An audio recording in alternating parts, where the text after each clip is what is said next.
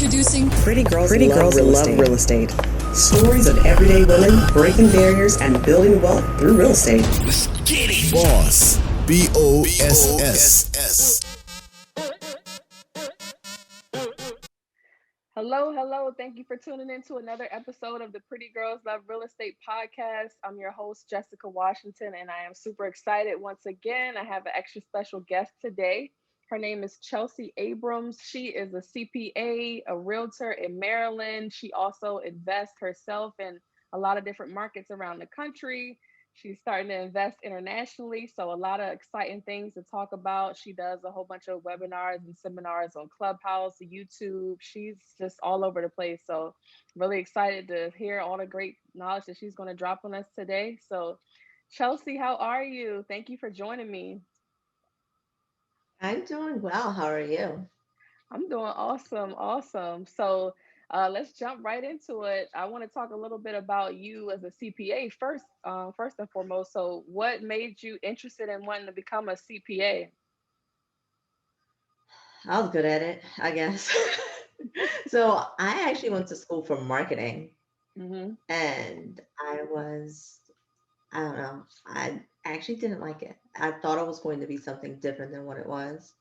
And it ended up being like more research. And I took an accounting class, and for me, it came pretty easy. And my accounting teacher was like, well, you're going to be an accounting major by the end of the year. I was like, no, I'm not. I was like, I don't even know what this is. And he was right. I ended up switching to accounting. I fought it for a while. I was in the accounting space for 5 years before I finally like, okay, I'm getting my CPA. And I ended up falling in love with it. So yeah. Well, it's definitely always going to be a needed skill, a needed service. So, always ready to get that bag. So how did your experience as a CPA lead you to get into real estate? So, okay, when I was in school, um, I went to Temple. I felt like I got exposure to a lot of stuff. And while there, I ended up, like I said, I switched to accounting. So I started doing taxes. There are different people who were taking their student loans and buying real estate. I took my real estate classes because I was like, oh, I'm going to get my real estate license. Still trying to figure out exactly what it was, and then insurance. In college, I said I wanted to have a tax firm, I wanted to have an insurance company, and I wanted to do real estate. I ended up not getting my real estate license after I graduated. I had started my master's in taxation and I stopped, and I never even touched insurance.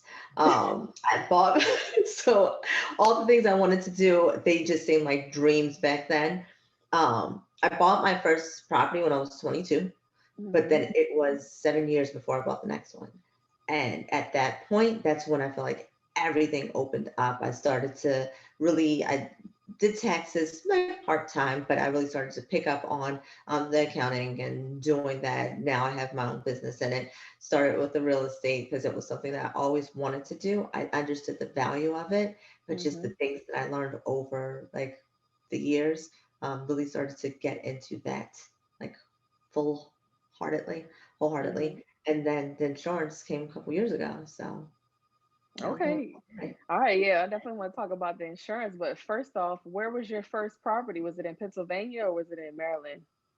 it's in Baltimore. So right now, all of my properties are in Baltimore or Baltimore area. Okay.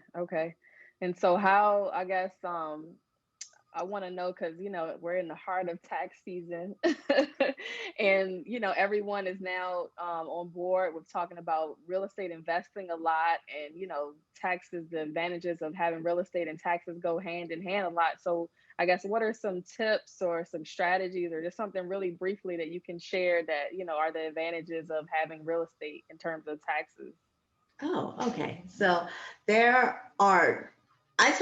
how I like to explain things, I give comparisons, right?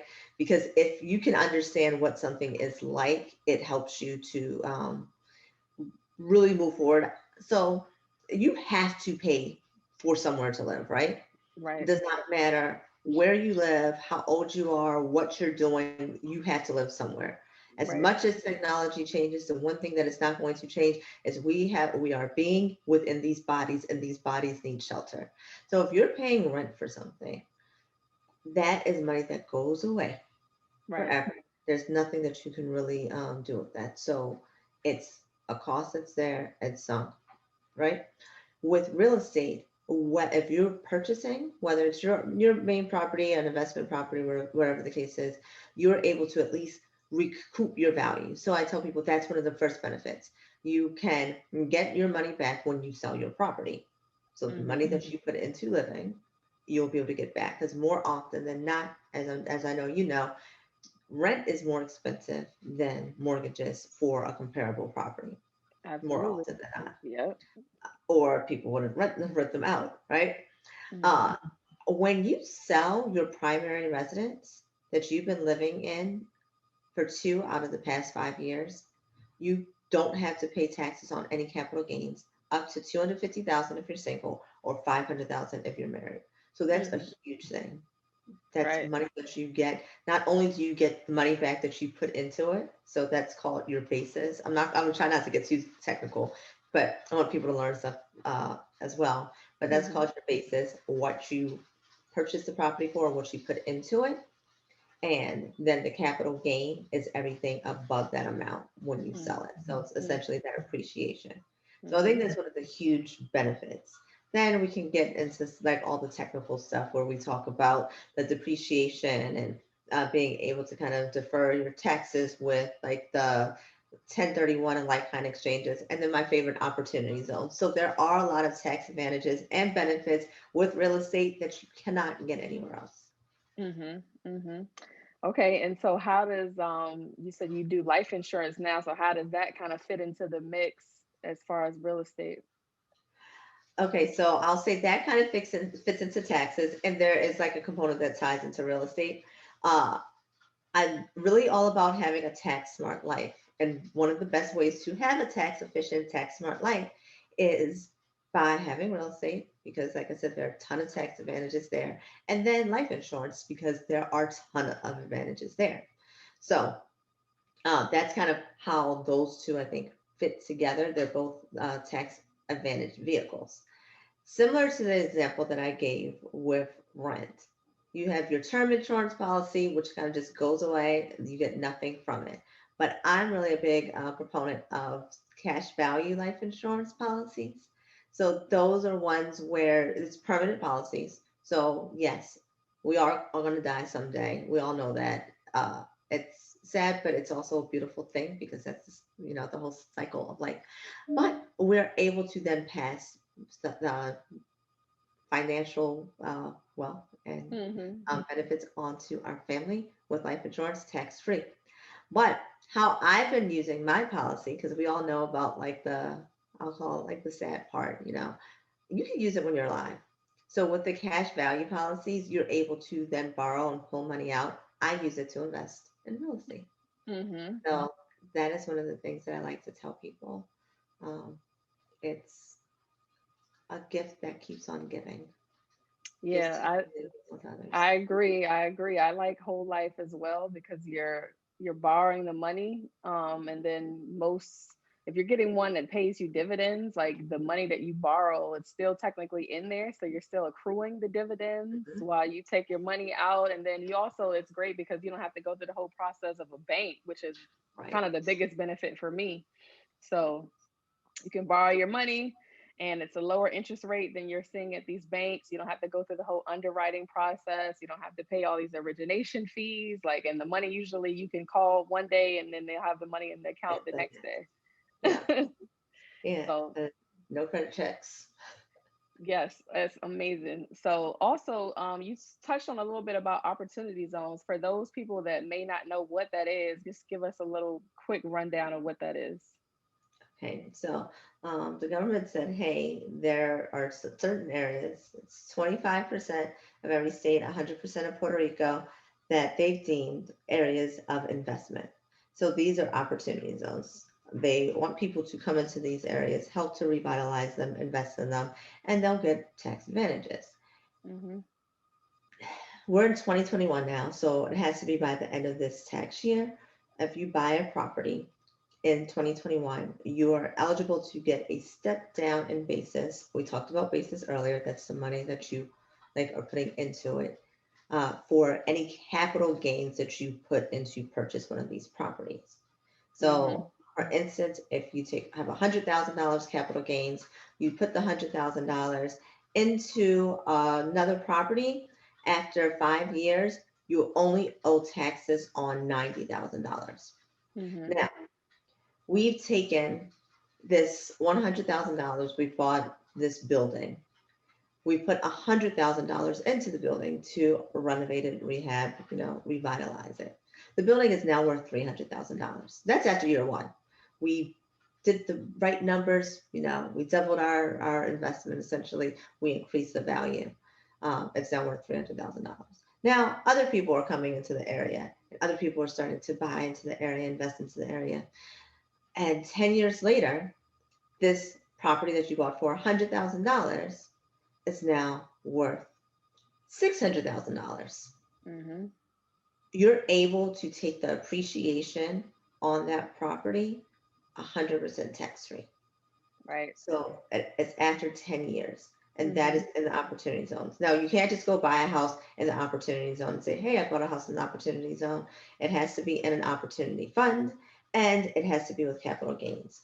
But I tell people all the time, there's still a lot of advantages and benefits to buying in those areas, because if everyone's coming there, it's going to force the appreciation and the value of the properties up. So even if you can't get it through an opportunity zone, it's not a bad idea to still invest in those areas. Got it. So let's talk about one of those areas where there's a lot of opportunity zones and where you said you invest in Baltimore. What's your opinion of the state of the market in Baltimore right now? Oh, well, the market everywhere is kind of crazy because I think it went up 25% or something like that from last year, maybe a little bit more than that at this point. Yeah. But it's like legit. You hear that, but no, if you go and look at a property that sold in like spring of last year, and then look at where it's selling Q4 or Q1 of 2021, you're going to actually see real 20-25% increases. It's insane. So it's like that everywhere. I always tell people the numbers need to make sense. If the numbers don't make sense, then it's not a good deal. I was able to, you could still find them, but you just have to be very smart about it. So. Right. And what would your be? Because it seems like it's a seller's market. So what would your advice be to people that want to sell? The people who want to sell? Yep. Oh, if you can sell right now, especially if you're going to get that 2 out of the 5 years and it's your primary residence, walk away with that tax-free money. At that point, maybe it might make sense to rent for a year, see what happens with the market, to see if you can kind of capitalize on a downturn. But who knows? It could keep going up. Okay. Yeah, that's true. We don't know. We don't know. It's crazy everywhere. Like you said, it's crazy everywhere. All right. And then we talked before and you were mentioning that you're considering investing outside of the US. So tell me a little bit about how that's going and how you kind of just came up with that idea. So just like in travel, like I always look at different opportunities. Years ago, my brother, sister, and I said that we wanted to own like properties in a bunch of different countries, like vacation properties that we can then rent out. I was like, okay, I'm like, this decade is all about making all of my childhood affirmations, desires, dreams, whatever you want to call them, come true. Right. So I started just like looking. I connected with a realtor in Mexico, developer in Mexico, and kind of have like a deal until with the buildings and properties that they have there. Beautiful condos. So yeah. What's the price ranges that you're seeing in Mexico? And then is there any particular process that you have to go through in terms of like the exchange of currency or anything like that specifically to Mexico to transact in real estate? I think it depends on the company. This particular company will work with people in USD, and they also will take retirement funds. So you can have the retirement funds invest in the property there. So that is something that is possible. Okay. I know one of my broker slash partner was looking in Colombia. So in Colombia it depends. I think that they had to do the exchange, but there's also a different value if you're local versus if you're US. Mm. So you think there's a lot of like just nuances there, just depending on where you're buying. Absolutely. Like where you're buying, you have to understand like the laws of that country. Um, you have to understand the tax implications. I have like I have a girl for that. I am not that girl. I'm not international tax law, but I do. There are different things that you need to consider when you're starting to look at even the foreign exchange value of the price of the property going up and down and different things like that that you need to consider. Um, and then also just the ownership, how the ownership works in the country. So everywhere is different. There's like I'm Liberian, and Liberia, if you're not Liberian, you can't technically own the land there. You could do 100-year lease.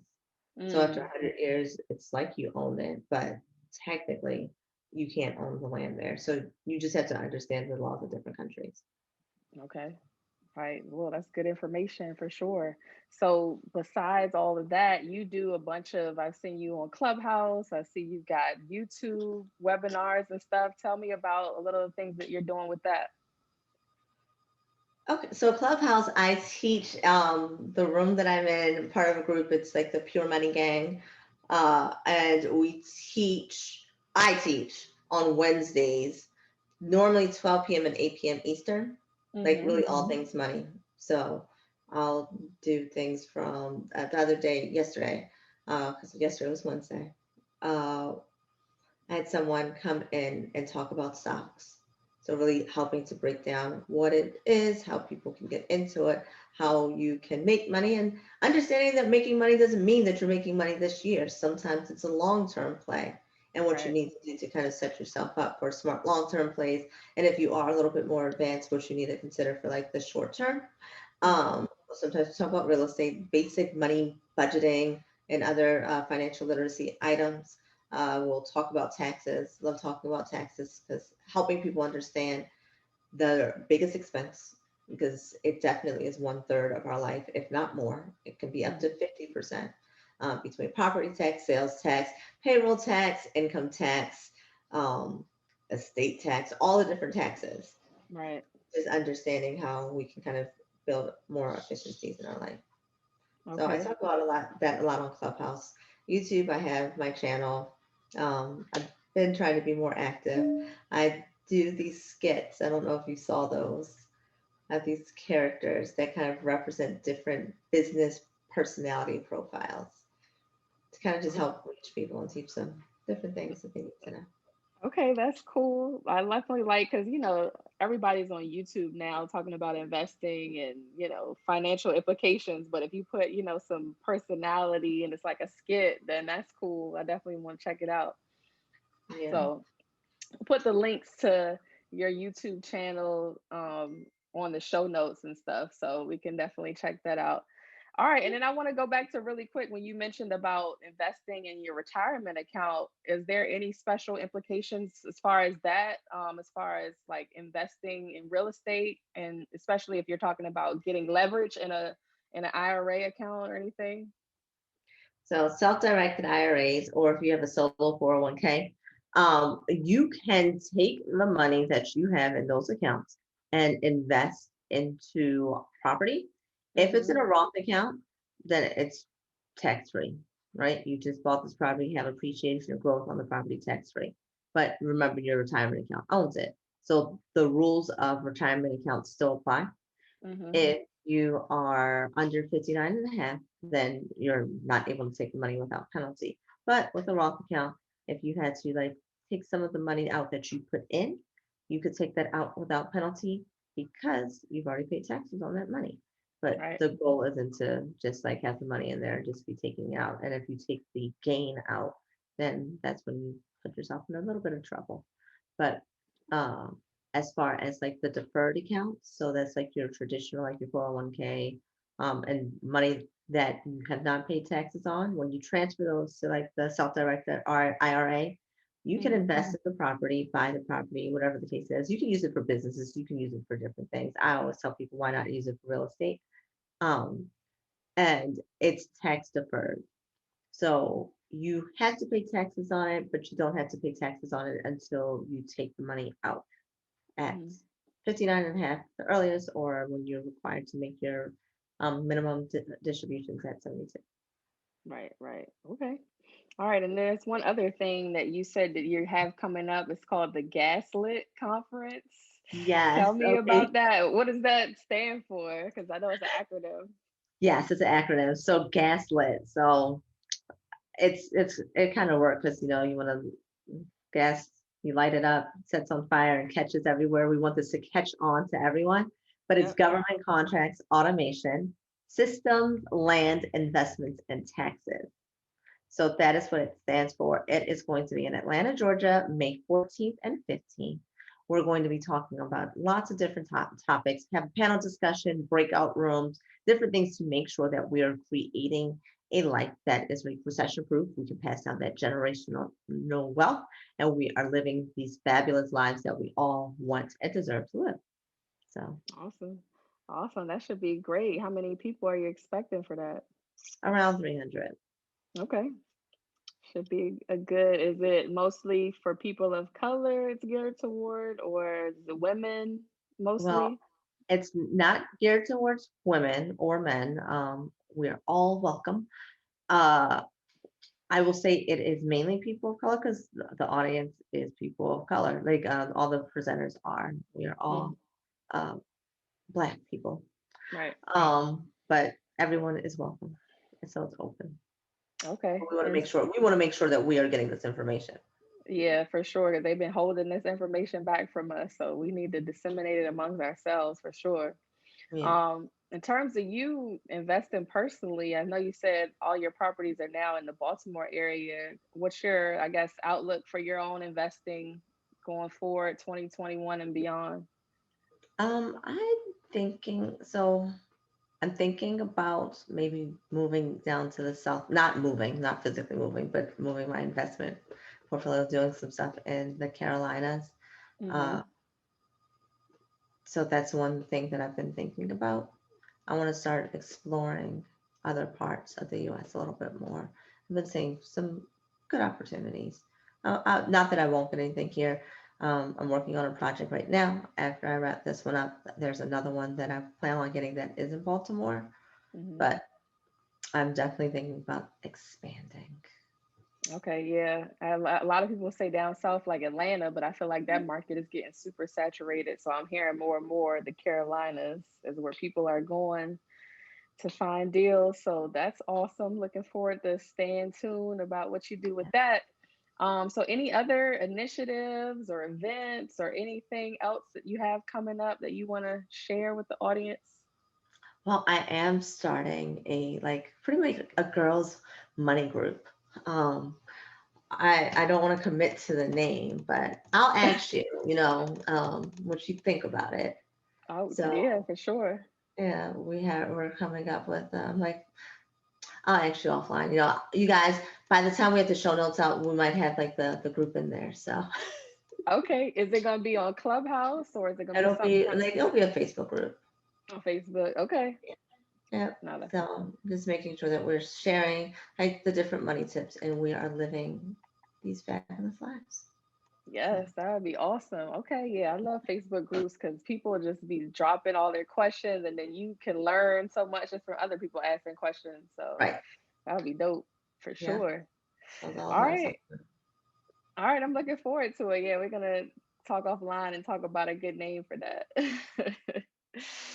All right. So let's move on to the last segment of the show, which is called the Fabulous Four. And it's just four questions that I ask every guest. So whatever, comes to mind, just go for it. And so the first question is, what's your favorite book that you read about real estate? Or if you don't have one necessarily about real estate, about business or entrepreneurship or anything like that? So yeah, I don't have one on real estate, but I will say it's a tax book. So it's like what your CPA isn't telling you. So it really does talk to you about a lot of the different tips and tricks. And real estate is in there. Okay, definitely want to check out. Like I said, it's tax season, so everybody trying to get those last, different deductions or whatnot. Oh, I did wanted to ask you before we go on to the next thing, is there any special rules or any special laws that have come up, because of COVID last year, or anything that people should be aware of for this specific tax season? Well, there are several things that come up with COVID, but one of the big ones that I've seen affect people the most is like the withdrawals on like 401k and money from their retirement accounts. So Right. if that's the case, you do have the option to pay it back in 3 years. Um, how that works is you would take, let's say you took out $9,000. You would take the 9,000 divided by 3. You would recognize a third this year, a third next year, and a third the following year because you had those 3 years to pay it back. And you are able to then pay it back within those 3 years. You don't have to necessarily say, I'm paying back a third this year. So Right. if you end up paying $3,000 back in 2022, you would just do an amendment for this year to reduce the amount that you Okay. claimed. But yeah. No, that's definitely huge though, because like you said, it's a lot of penalties if you take it out early, but they waive that for the next 3 years. So you can use that money to invest, and hopefully, if you get a return on that, you can put it back in. And now that's an even more contributions to your IRA. Yeah. So cool.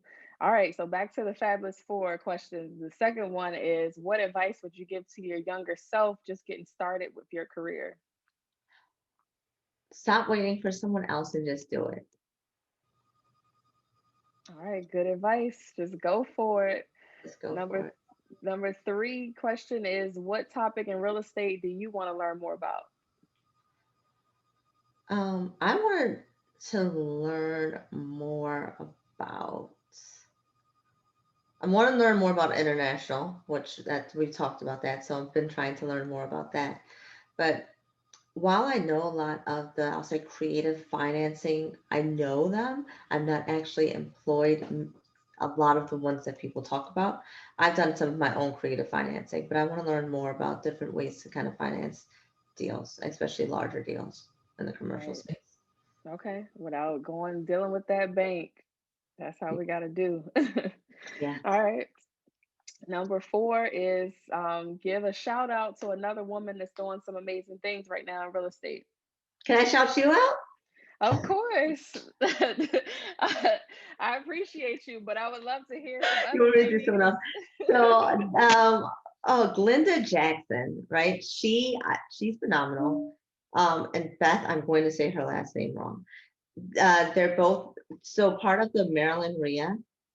I adore both of them. Beth is amazing. She has been in the fix and flip, buy and hold. She teaches. She is absolutely phenomenal.